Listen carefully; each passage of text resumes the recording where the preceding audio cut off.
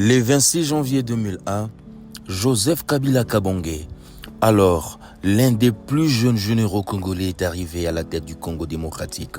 Les conditions n'avaient rien d'enviable, même pour ceux qui n'ont que la politique comme métier, pour cause de faits majeurs. Joseph Kabila est frappé en ces moments-là par l'assassinat de son père. Les pays qu'il est appelé à diriger à 29 ans seulement est un État failli, déchiré par des guerres, dépourvu d'infrastructures viables, inexistant sur le plan international, sans force de défense ni de sécurité, divisé en 3 administrations, 3 armées, un État fantôme. Avec un courage exceptionnel couplé d'une grande humilité, Joseph Kabila s'est lancé dans la mission de réconcilier les Congolais avec leur nation. Pour y parvenir, il s'est fait violence en n'adoptant pas l'égocentrisme de la plupart des chefs d'État de la région qui s'arrogent le pouvoir absolu. Joseph Kabila a initié et accepté des formules de gouvernance inédites comme le 1+4, ainsi que d'interminables grands-messes politiques afin de favoriser les retours de la paix et de la cohésion nationale. Paris gagné. Par la suite, le plus jeune chef d'État au monde s'est lancé dans la concrétisation de la démocratie. Une constitution est élaborée. Kabila s'élance dans la campagne pour faire voter la constitution là où ses opposants appelaient au boycott.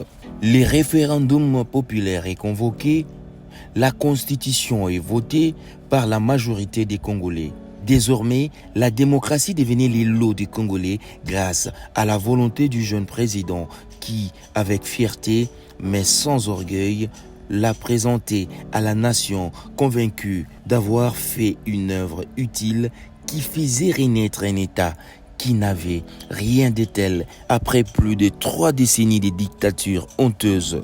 Pour lier l'utile à l'agréable, Joseph Kabila, qui a réussi les paris de la réconciliation et de la réunification du pays, s'est lancé dans l'organisation des premières élections générales, au terme desquelles des institutions dignes d'un État normalement constitué ont été installées. Les Sénats, l'Assemblée nationale, les assemblées provinciales, les cours et tribunaux, les institutions d'appui à la démocratie, une administration dynamique, une armée républicaine, une police, sans oublier la stabilisation du cadre macroéconomique.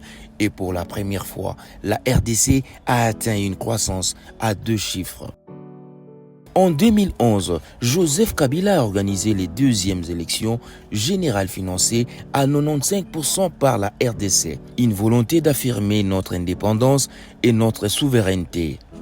Paris gagné.